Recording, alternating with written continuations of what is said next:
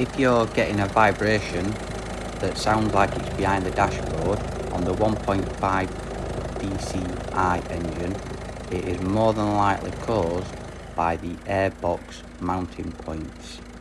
And so in this video, I'm going to show you how to change them.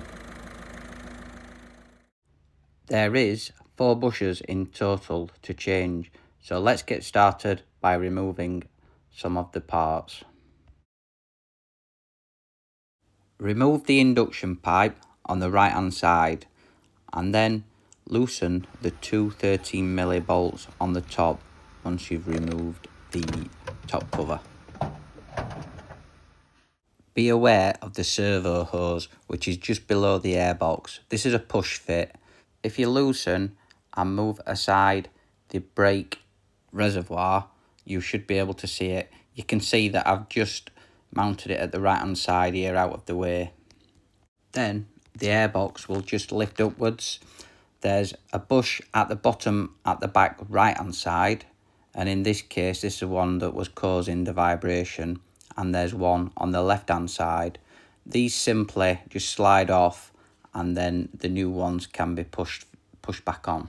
If the new ones are a little bit tight to put back in, then just use some WD-40 or something like that.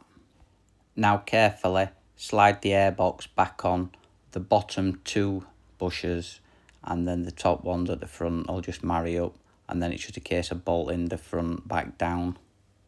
If you look close enough, you might just be able to see that it's gone on correctly here. And the moment of truth, is it more secure? Well, it certainly seems that way now. And it definitely seems as though it was worthwhile, because now there is no vibration at all. A job well done. So, if you're having this problem and need some help or advice, why not leave a comment below and I will try my best to help you out. Did this fix your problem? Well, thanks for watching.